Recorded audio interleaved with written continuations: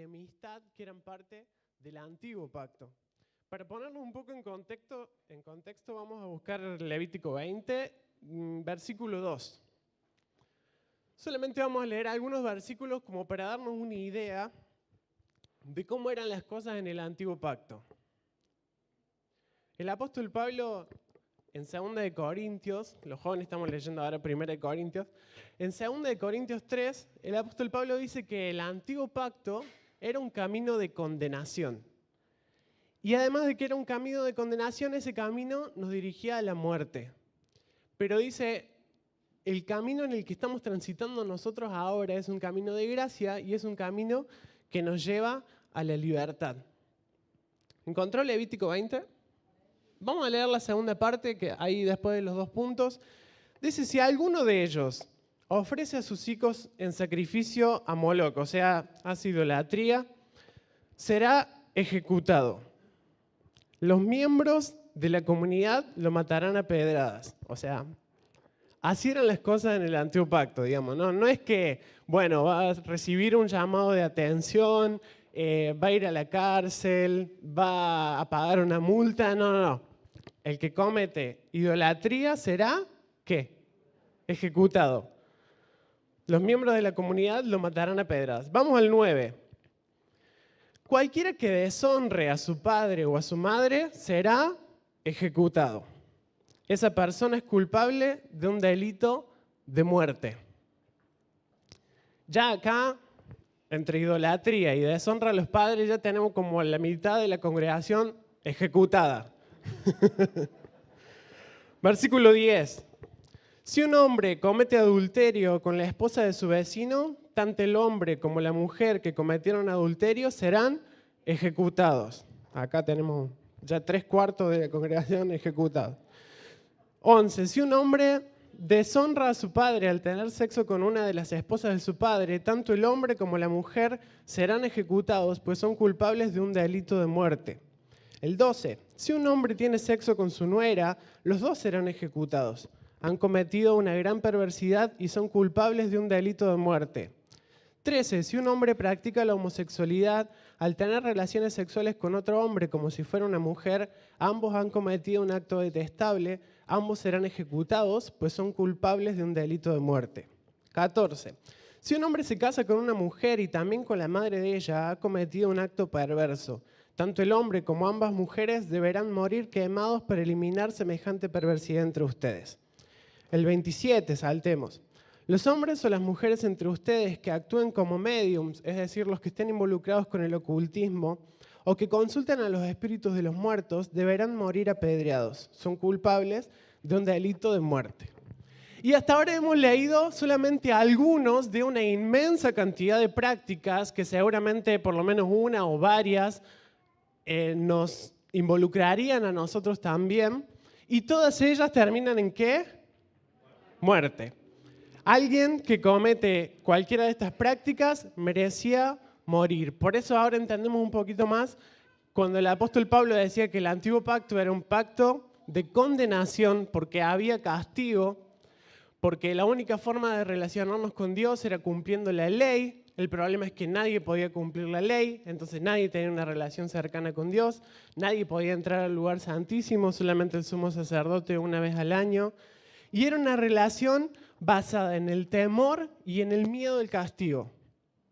La gente a Dios le tenía terror, le tenía miedo, porque sabía que cualquier cosa mala que hiciera, condenación, castigo, muerte.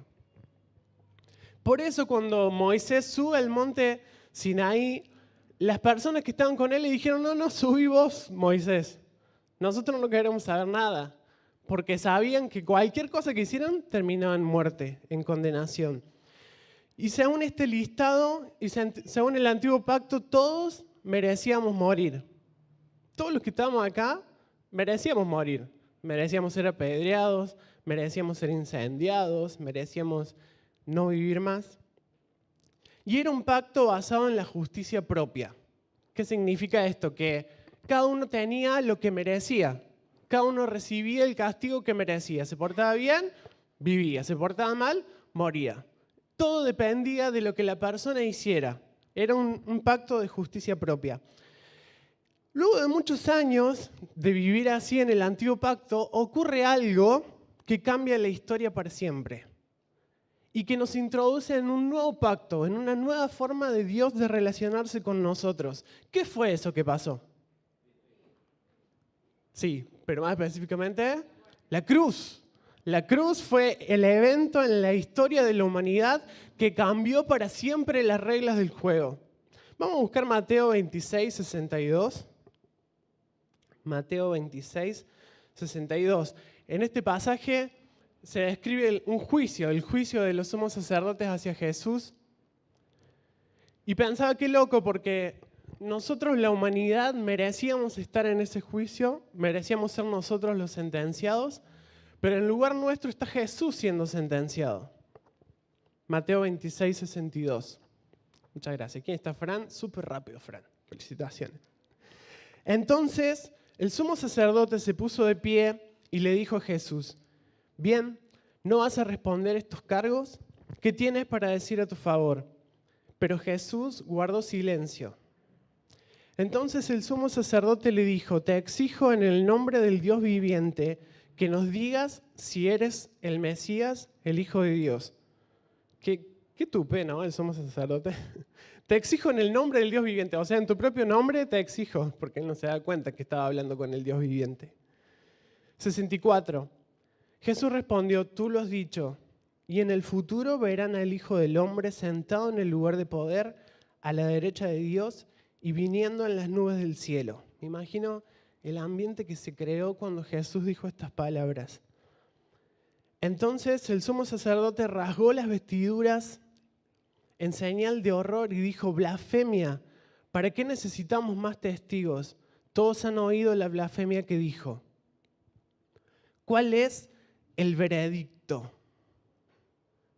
¿Cuál es el veredicto? ¿Se dan cuenta lo absurdo de esta situación? Nosotros, la humanidad, juzgando a Dios, nosotros que merecíamos morir, nosotros los culpables, nosotros los que merecíamos la muerte, juzgando a Dios que no hizo nada. ¿Cuál es el veredicto? Y sin dudarlo ni un segundo, culpable, gritaron, merece morir. El único que no merecía morir, nosotros consideramos que sí merecía morir.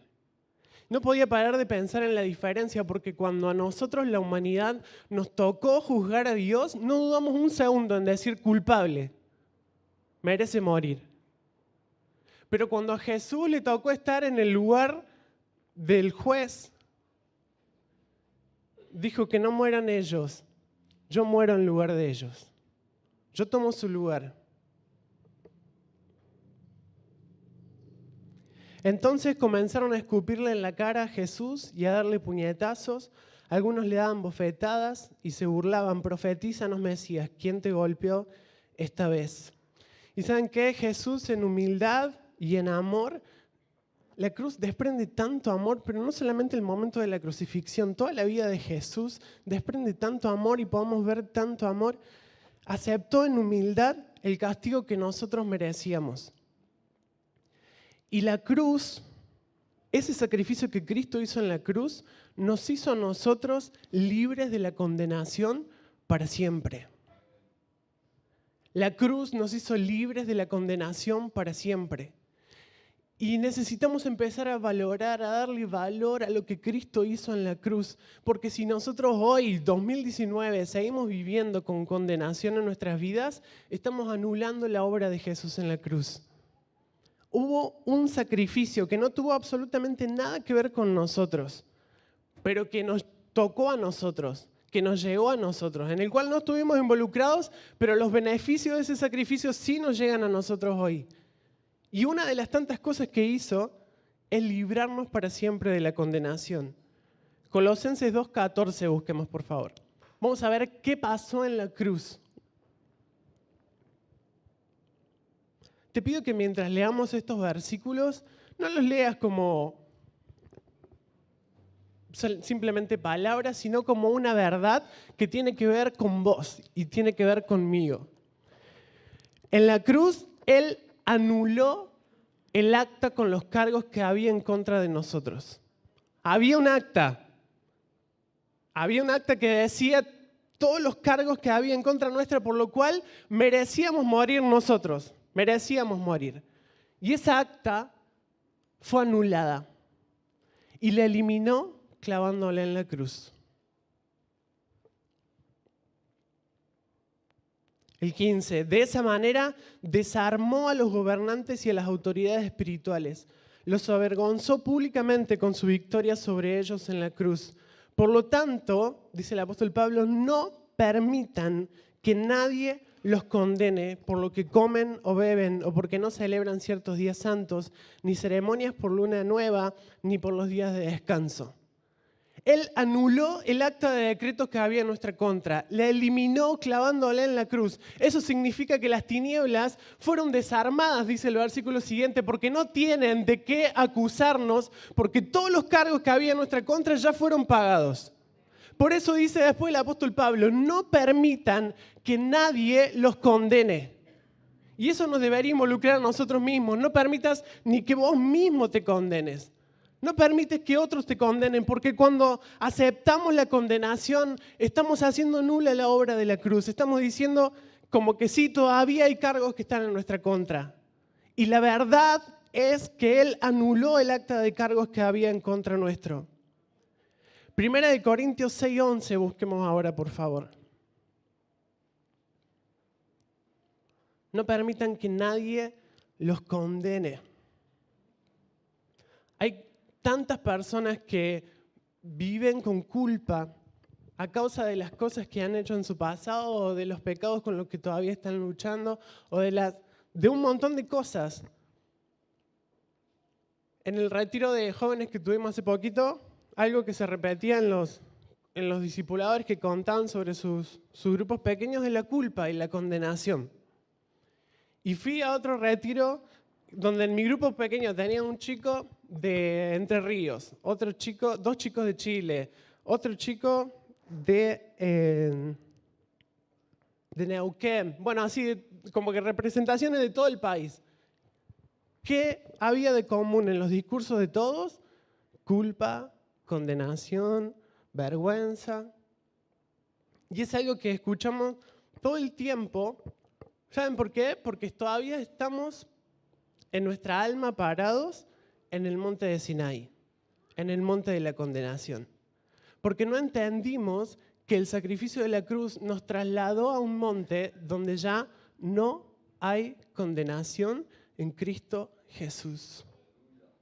Primera de Corintios 6:11. Algunos de ustedes eran así. Los versículos anteriores dicen que había borrachos, había idólatras, había homosexuales, había adúlteros, había fornicarios. Algunos de ustedes antes eran así, pero luego fueron limpiados. Por favor, decirle al que está al lado tuyo, fuiste limpiado.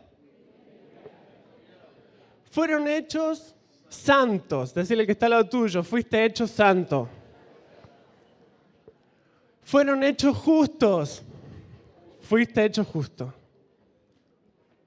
Ante Dios al invocar el nombre del Señor Jesucristo y por el Espíritu de nuestro Dios. La obra de la cruz hizo estas tres cosas por vos. Te declaró limpio, te declaró santo y te declaró justo. Observamos en todos estos versículos que nosotros no estuvimos involucrados acá para nada. Ni siquiera habíamos nacido en la crucifixión. Pero sin embargo, aunque todavía ni siquiera estábamos en planes, fuimos limpiados, fuimos hechos santos y fuimos hechos justos. Mucho antes de que naciéramos, mucho antes de que hiciéramos algo o no hiciéramos algo, mucho antes de que pecáramos o no pecáramos. Es algo que ya sucedió. Romanos 5:9. Voy a ir más rápido, pero quiero tomar nota porque tengo muchos versículos. Entonces, como se nos declaró justos a los ojos de Dios por la sangre de Cristo, con toda seguridad Él nos salvará de la condenación de Dios. Pues como nuestra amistad con Dios quedó restablecida por la muerte de su Hijo, cuando todavía éramos sus enemigos, fíjense este versículo, dice, nuestra amistad con Dios quedó restablecida por el sacrificio de su Hijo, ¿cuándo? Cuando todavía éramos sus enemigos. O sea, No fue cuando yo decidí hacer la oración de fe. No fue cuando yo decidí servir al Señor por 30 años. No fue cuando yo hice nada. O sea, vos y yo no hicimos nada. Cuando todavía éramos enemigos. Cuando todavía estábamos en la mala vida, digamos, Dios decidió restablecernos en una relación correcta para con Dios. ¿Quién nos puso en amistad para con Dios? De nuevo, a ver, ¿quién nos puso en amistad para con Dios? Cristo. Éramos sus enemigos. Con toda seguridad seremos salvos por la vida de su Hijo. Así que ahora podemos alegrarnos por nuestra nueva y maravillosa relación con Dios, gracias a que nuestro Señor Jesucristo nos hizo amigos de Dios. Nuestra relación con Dios no se basa en nuestras acciones, se basa en lo que Cristo ya hizo. Y esto no lo terminamos de entender, porque esta semana no estuve buscando tanto a Dios como otras semanas, entonces me siento alejado de Dios. Vos te podés sentir almáticamente como vos quieras, pero tu relación con Dios es siempre la misma en tu espíritu, porque no depende de lo que vos hiciste esta semana o lo que no hiciste esta semana, depende de lo que Cristo hizo por vos en la cruz. Pero nosotros queremos ser protagonistas de esto. Nosotros queremos pensar que es por nuestra justicia propia, como era en el Sinaí, como era en el antiguo pacto, que dependía todo de lo que yo hacía o no hacía. Y acá fuimos como corridos, correte del medio, por favor, salí, porque acá el centro es Cristo y tu relación con Dios se basa en lo que Cristo hizo. ¿Qué consecuencias hubo? Romanos 8, del 1 al 3. Unos capítulos ahí más adelante. Romanos 8, del 1 al 3. Y esto es lo que por favor me gustaría que todos retengamos en nuestra mente, aunque sea lo único que retengamos de este mensaje. Por lo tanto, ya no hay condenación para los que pertenecen a Cristo Jesús. Y porque ustedes pertenecen a Él, el poder del Espíritu que da vida los ha libertado del poder del pecado que lleva a la muerte. La ley de Moisés no podía salvarlos, porque nuestra naturaleza pecaminosa es débil. Así que Dios hizo lo que la ley no podía hacer. Él envió a su propio Hijo en un cuerpo como el que nosotros los pecadores tenemos. Y en ese cuerpo, mediante la entrega de su Hijo como sacrificio por nuestros pecados, Dios declaró el fin del dominio que el pecado tenía sobre nosotros. Ya no hay condenación para los que están en Cristo Jesús. Fuimos trasladados de un reino de tinieblas a un reino de luz admirable. Y ese reino de luz admirable es Cristo mismo. Cristo es el lugar en el que fuimos puestos. Y se le puede llamar de muchas formas. También últimamente le estamos llamando el monte de Sión. Pero el monte de Sión es Cristo. La cosa es que estamos puestos en Cristo. Y en Cristo fui hecho santo, fui hecho libre, fui perdonado, no hay condenación.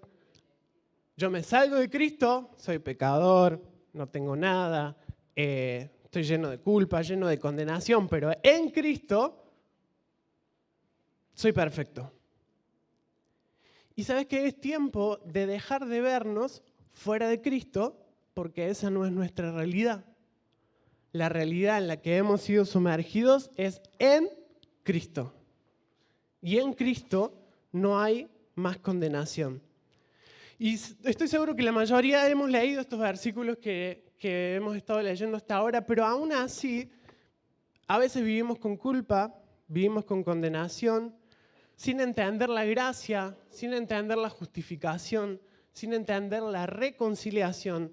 Y la causa de todo es que seguimos pensando que depende de nosotros. Y ya quedó demostrado en la historia que no podemos.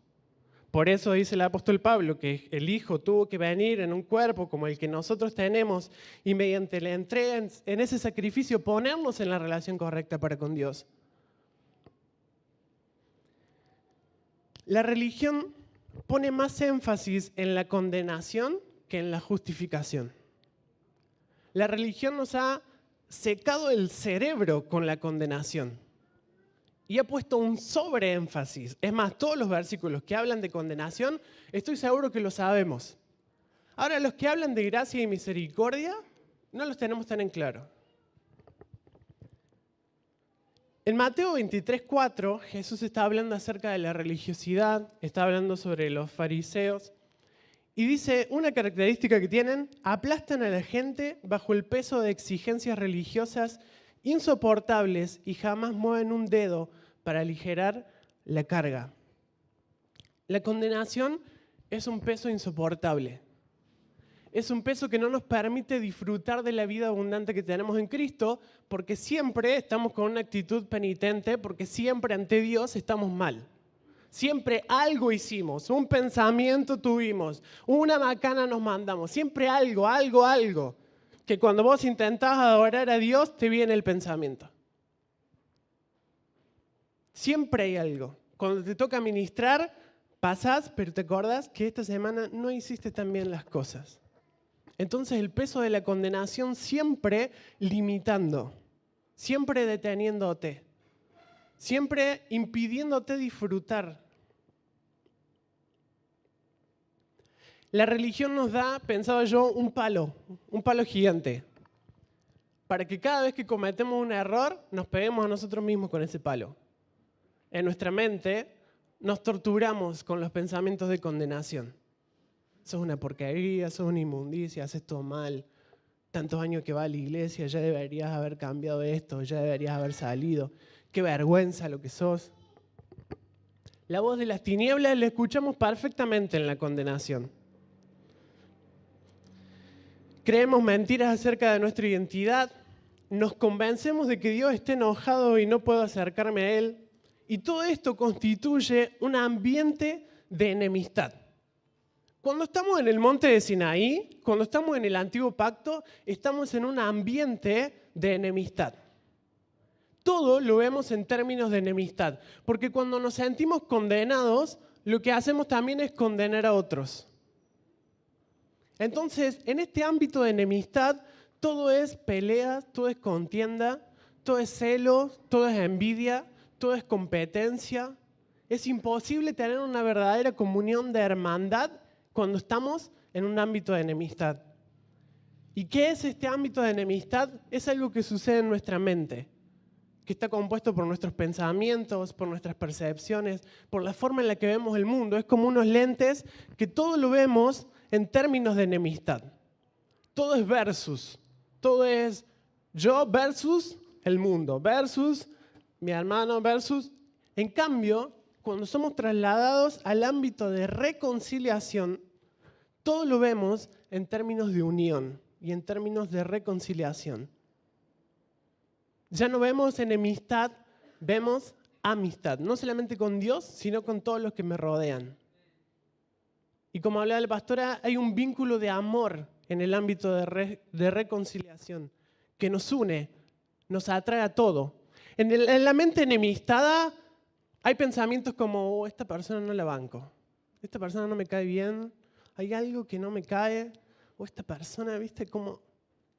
Está la crítica, está la murmuración. Pero en un ámbito de reconciliación vemos todo con amor.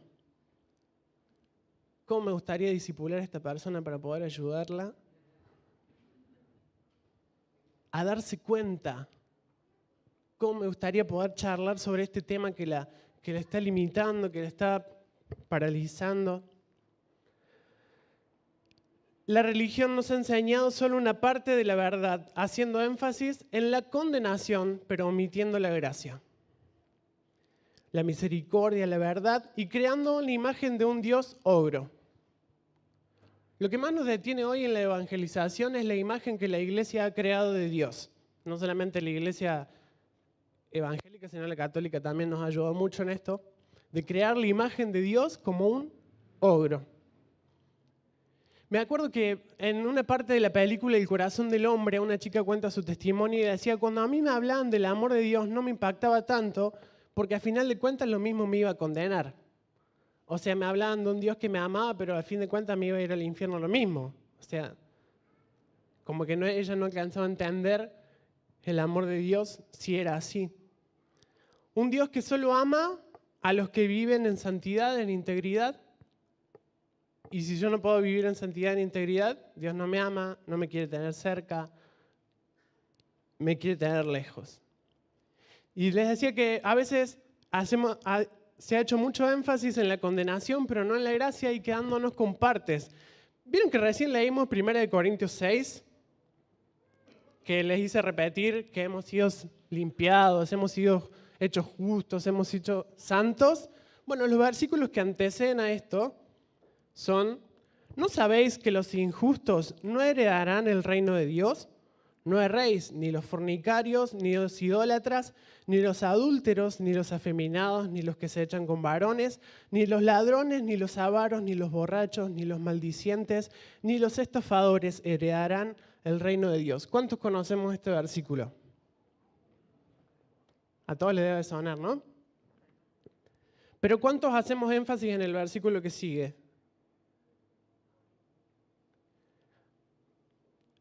Ustedes eran así, pero fueron limpiados, fueron hechos santos, fueron hechos justos ante Dios al invocar el nombre del Señor Jesucristo y por el Espíritu de nuestro Dios. Éramos enemigos, pero fuimos reconciliados. La cruz nos hizo pasar de un estado de enemistad a un estado de amistad. Y repito que nosotros no tuvimos nada que ver con eso. Fue la cruz lo que nos hizo transicionar de un estado a otro. Ese sacrificio fue más que suficiente para reconciliarnos con Dios. Y no hace falta nada más. ¿Sabes qué? La oración no es un medio para acercarte más a Dios. El ayuno no es un medio para acercarte más a Dios. Que vengas a las reuniones a congregarte no es un medio para acercarte más a Dios. Es un disfrute.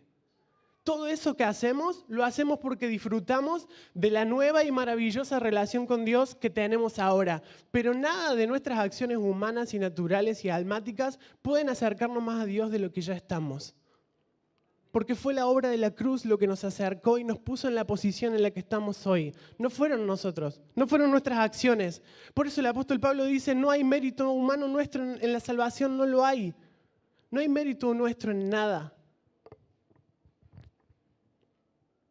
1 Corintios 15, 56 dice, pues el pecado es el aguijón que termina en muerte, y la ley le da al pecado su poder. Pero gracias a Dios, Él nos da la victoria sobre el pecado y la muerte por medio de nuestro Señor Jesucristo. Si notamos que el pecado todavía tiene poder en nuestra vida para esclavizarnos, es porque no hemos transicionado del Sinaí a Sión. ¿Qué significa esto? No hemos transicionado de la mentalidad del antiguo pacto al nuevo pacto. ¿Por qué? Porque el pecado solo tiene el poder que le da la ley. Dice, la ley le da al pecado su poder. Es decir, dice el apóstol Pablo, yo estaba todo bien en mi vida hasta que alguien me dijo que no debía codiciar. Y esa ley empezó a despertar en mí el deseo de codiciar. Y dice después de esto, concluimos que la ley es mala. No, la ley solamente vino a mostrarnos los pecadores que somos. Pero cuando somos trasladados de un ambiente de ley, de condenación, de culpa, de vergüenza, a un ambiente de gracia, de luz, de verdad, de misericordia, el pecado pierde su poder. Y ahí es solamente cuando podemos empezar a ganar la lucha contra el pecado. Lo primero que tenemos que atacar en la lucha contra el pecado es la culpa. Porque la culpa es un círculo vicioso que te mantiene en el lugar donde estás. Soy una porquería, no valgo nada, nunca voy a poder salir de esta situación donde estoy, Dios ya no me quiere, estoy enojado. Entonces esos pensamientos de condenación que a las tinieblas tan bien les sale trabajarlos en nuestra mente, nos mantienen estancados en el mismo lugar, siempre. O nos mantienen ocultando, o nos mantienen en vergüenza. Este ámbito tiene que ver con nuestra forma de ver el mundo, como decíamos recién, y tiene que ver con la justicia propia. Como decíamos, el antiguo pacto, una de las características que tiene es que está basado en la justicia propia. Y nada puedo hacer yo para romper esta reconciliación que Cristo ganó para mí en la cruz. Para yo poder reconciliar a otros con el Padre, primero tengo que entender que yo he sido reconciliado. A veces queremos evangelizar a los de afuera diciéndole que pueden acercarse a Dios, pero nosotros no hemos entendido esa reconciliación. Porque todavía no nos animamos a entrar con confianza a la presencia de Dios, porque todavía seguimos pensando que tiene que ver con nuestros actos, con nuestra propia justicia. Vamos a buscar en Tito capítulo 3, por favor.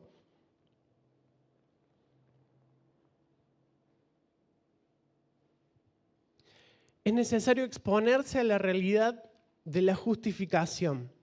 Esta justificación de la que estamos hablando es una realidad que poco se puede explicar con palabras porque es más una vivencia que tengo que tener en el espíritu.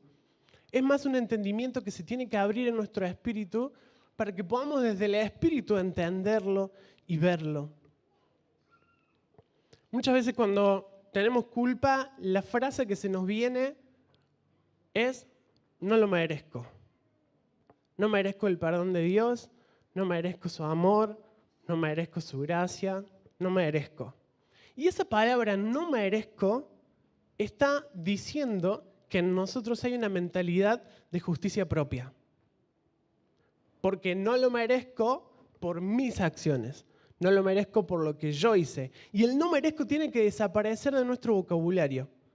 Tiene que desaparecer de nuestras mentes, tiene que desaparecer de nuestro pensamiento, porque el no merezco es justicia propia. Y por medio de la justicia propia nunca vamos a entender la gracia y nunca vamos a vivir el nuevo pacto. Tenemos que desechar nuestra justicia propia y abrazar la justicia divina. A veces el orgullo nos impide, no, yo tengo que hacer algo para que Dios me acepte. Como el hijo pródigo volviendo a la casa del padre. Padre, vengo, pero para ser tu sirviente. No merezco ser más tu hijo. Y eso está en todo ser humano. Algo yo tengo que hacer para merecer el amor de Dios en mi vida. Yo te sirvo, te tengo que servir, pero ¿por qué? ¿Cuál es la motivación que está detrás del servicio? Muchas veces para devolverle a Dios algo de todo lo que Él ha hecho por mí. Como si nuestra justicia propia pudiera hacer algo frente a los ojos de Dios. Es más, nuestra justicia propia es como trapos de inmundicia frente a Dios. Ninguno puede estar en relación correcta para con Dios si no fuera por medio de Cristo. Tito 3, versículo 4. Pero cuando Dios, nuestro Salvador, dio a conocer su bondad y amor, Él nos salvó, no por las acciones justas que nosotros habíamos hecho, sino por su misericordia. ¿Por qué nos salvó Dios? ¿No por qué? Por las acciones justas que nosotros podríamos haber hecho. Nos lavó quitando nuestros pecados y nos dio un nuevo nacimiento y vida nueva por medio del Espíritu Santo. Él derramó su Espíritu sobre nosotros en abundancia por medio de Jesucristo nuestro Salvador. Por su gracia, Él nos declaró justos y nos dio la seguridad de que vamos a heredar la vida eterna. Hay un ingrediente clave en todo esto que estamos hablando, que es la fe. Yo sé que la condenación no se va a ir porque yo predique acá un domingo, porque la condenación está muy arraigada en nuestra mente. La condenación se va a ir porque nosotros tengamos fe. Y cada vez que vengan pensamientos de condenación, nosotros podamos responder con fe. Cada vez que venga una acusación de las tinieblas, nosotros podamos recordarle a nuestra alma dónde estamos parados. Que estamos en Cristo, que hemos sido santificados, que hemos sido justificados, que hemos sido hechos santos. Y esa es nuestra identidad. Cada vez que más vamos depositando nuestra fe en la realidad de Cristo, más puedo vivir y más puedo experimentar esa realidad. Si tu fe está puesta en la condenación, nunca vas a salir del pecado. Si tu fe está puesta en la reconciliación que la obra de la cruz conquistó para nosotros, el pecado se va de nuestra vida. Todo depende de una cuestión de fe. Y esto sí es algo que depende de nosotros. ¿Dónde depositas tu fe? ¿A quién le crees? Cuando vienen esas voces en nuestra mente, cuando viene la culpa, cuando viene la vergüenza, cuando viene la condenación, ¿a quién le crees en esos momentos? Porque los versículos de la Biblia ya los sabemos la mayoría. El problema es si los creemos o no los creemos. Ahí está el kit de la cuestión. Por último, para terminar, No sé cuántos recuerdan la historia en la que Jesús está predicando en una casa y unos amigos abren el techo y bajan un paralítico. ¿Se acuerdan? Dice, uno de los hombres le llevaron a un paralítico en una camilla, Mateo 9:2. Al ver la fe de ellos, Jesús le dijo al paralítico, ánimo hijo, tus pecados son perdonados. Esta declaración que hizo Jesús los espantó a los fariseos porque ¿quién se cree este para perdonar pecados? Pero Jesús le aclara después en el versículo 6, así que les demostraré que el Hijo del Hombre tiene autoridad en la tierra para perdonar pecados. Jesús, antes de morir en la cruz, ¿tenía poder para perdonar pecados? Según lo que leemos en esta historia, sí. Jesús podía perdonar pecados. De hecho, le perdonó los pecados al paralítico. Entonces, una pregunta muy interesante que podemos hacernos es si Jesús ya podía perdonar pecados antes de ir a la cruz, ¿para qué fue a la cruz? Y saben que acá podemos entrar en una diferencia importante, que no es lo mismo ser perdonados de nuestros pecados que ser justificados. Hay una diferencia, y es que el perdón de los pecados nos perdona el pecado que cometimos en ese momento. Le pedimos perdón a Dios, Señor, te pido perdón por los pecados que cometí. Y Dios nos perdona, pero una realidad diferente y mucho más grande y superior es la justificación. Y Jesús en la cruz lo que hizo fue pagar el precio por los pecados de toda la humanidad y posicionarnos en una realidad de justificación. Eso significa que nos puso luego del juicio. Digamos, ya hubo un juicio. En ese juicio alguien pagó la condena por nuestros pecados y después de ese juicio ya la persona está libre de todo cargo y de toda condenación. Y eso significa que fue justificado. Y lo que hizo Jesús en la cruz fue saltearnos a nosotros el proceso de la paga de la condena del pecado para posicionarnos en un lugar donde ya no existe condenación. Y eso es la justificación. Y como les decía en principio, la justificación nos puso en ese lugar mucho antes de que nosotros naciéramos. Eso significa que involucra toda nuestra vida. Los pecados pasados, los pecados por venir, todo fue justificado. Y la pregunta obvia que surge después de esto es, ¿entonces tengo licencia para hacer lo que quiera? No. Romanos 6:1.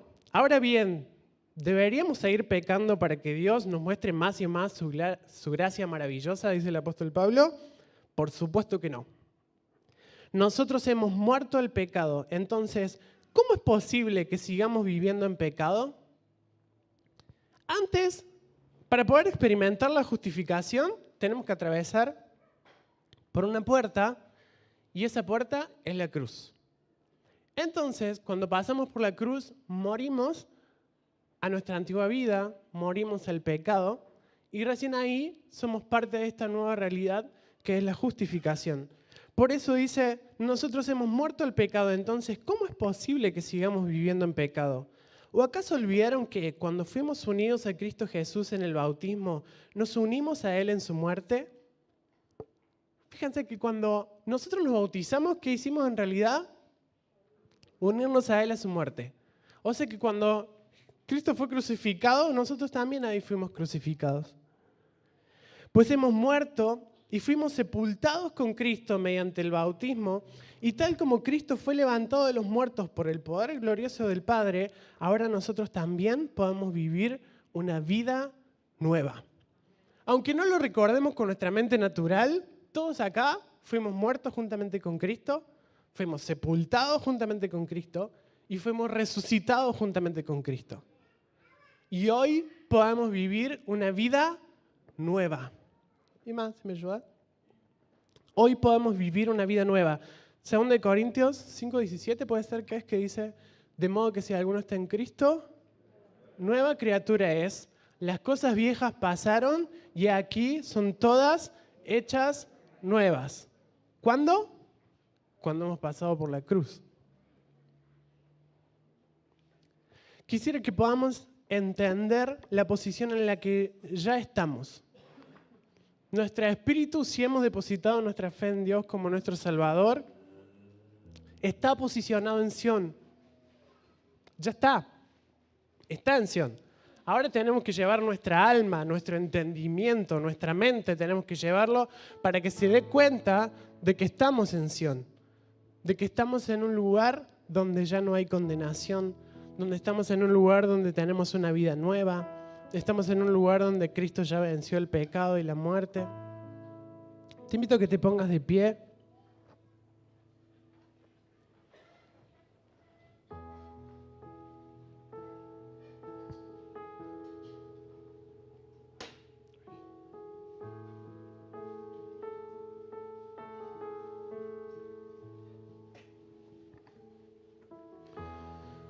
Por lo tanto, ya no hay condenación para los que pertenecen a Cristo Jesús. ¿Cuántos han entregado su vida a Cristo Jesús?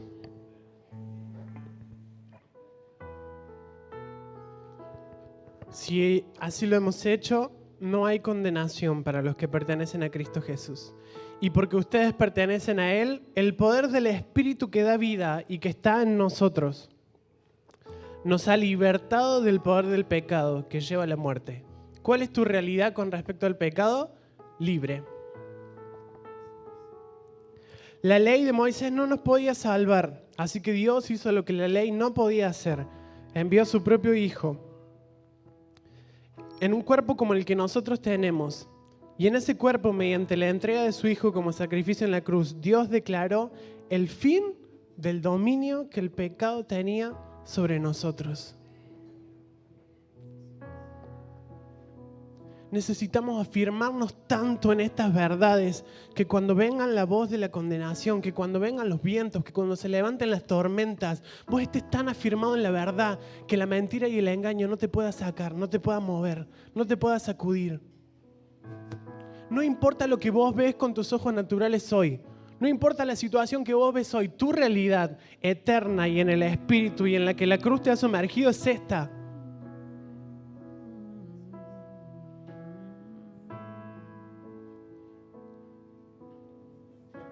Si te das cuenta que nuestra alma ha estado sumergida en un ámbito de condenación, en un ámbito de enemistad,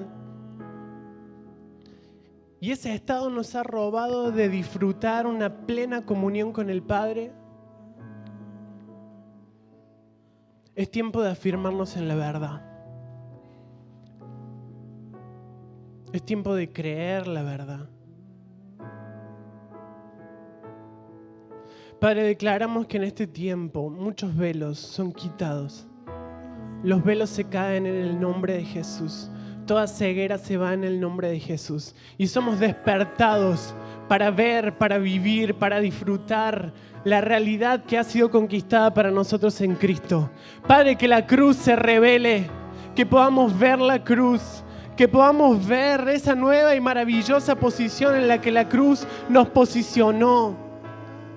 Declaramos el fin de la condenación dominando nuestras vidas, el fin de la condenación deteniéndonos y no dejándonos avanzar. En el nombre de Jesús ya no somos esclavos de la condenación. Ya no somos esclavos de la culpa. Hay alguien que pagó el precio de la culpa. Hay alguien que pagó el precio de la condenación, que llevó sobre él el castigo de nuestros pecados, de nuestras maldades, y nos justificó, nos limpió, nos hizo santos. Abrazamos esa realidad. Abrazamos esa realidad. Nos paramos en esa realidad. Nos posicionamos en esa realidad. Eso es lo que soy. Eso es lo que soy. Soy santo, soy justo. Soy puro. El pecado no me domina más.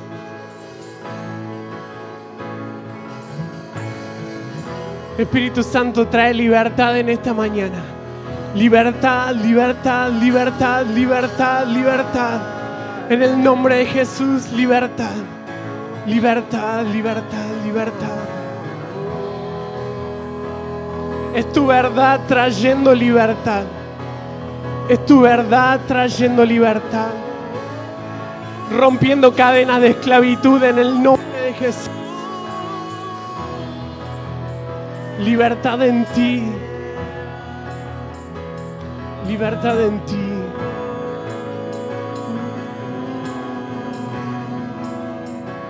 Libertad en ti. Del Cordero puedo entrar. Ya no hay separación, hay amistad. Escucha con atención esta canción. Con confianza ante tu trono puedo estar. Ante el trono de la gracia puedo estar. Cerca estás, tú nos escuchas. Cerca estás, tú nos escuchas. Oh, cerca estás, tú nos escuchas. Cerca estás, tú nos escuchas. Con la sangre del Cordero puedo entrar. Ya no hay separación, hay amistad.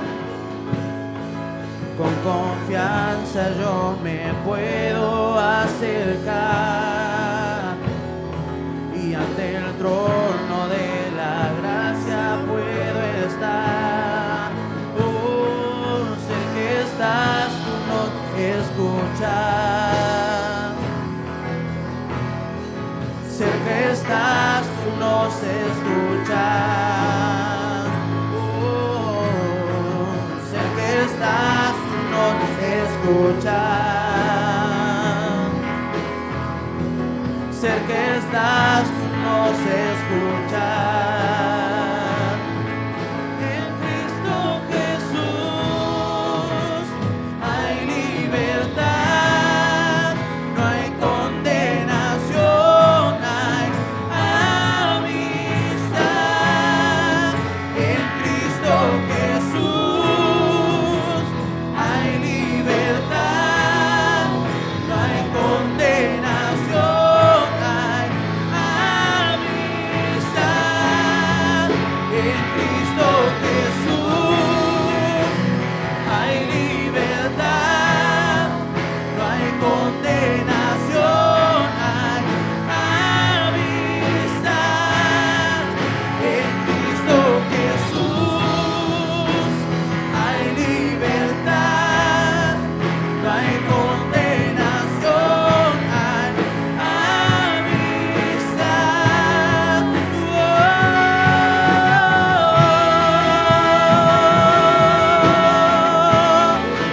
Hay libertad en ti.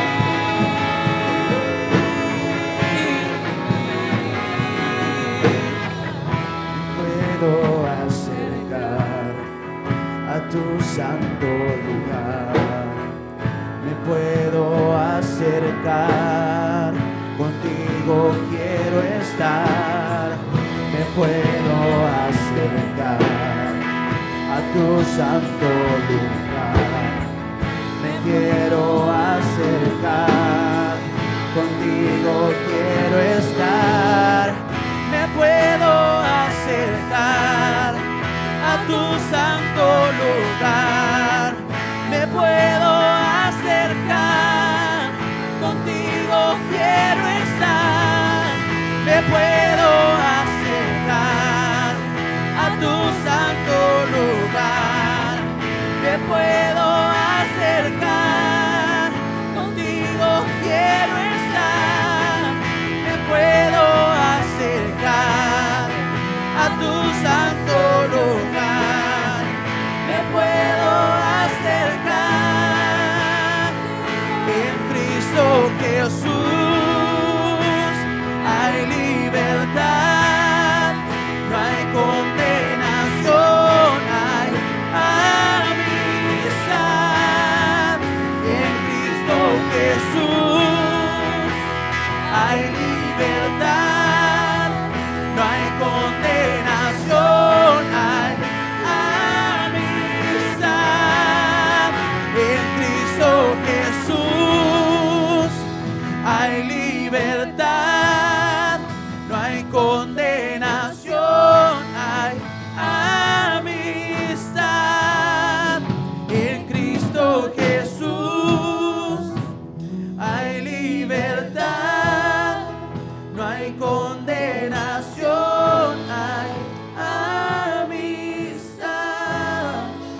Hebreos 4:16 dice: así que acerquémonos con toda confianza ante el trono de la gracia de nuestro Dios.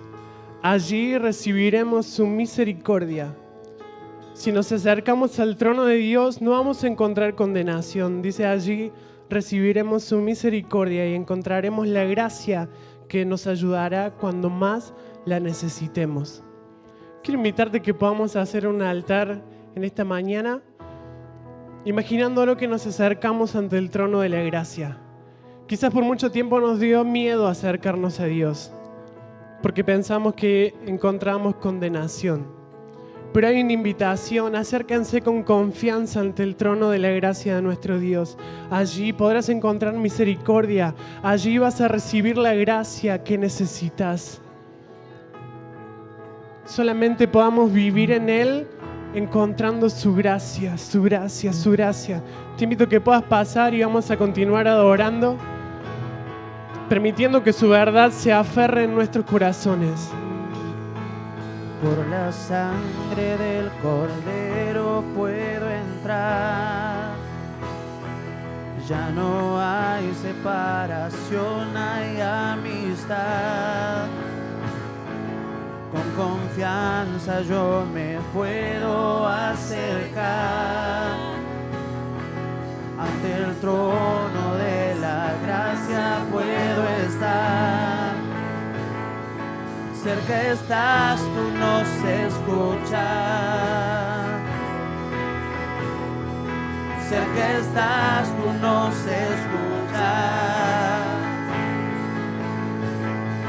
Cerca estás, tú nos escuchas. Cerca estás, tú nos escuchas. Y por la sangre del Cordero puedo entrar. No hay separación, hay amistad.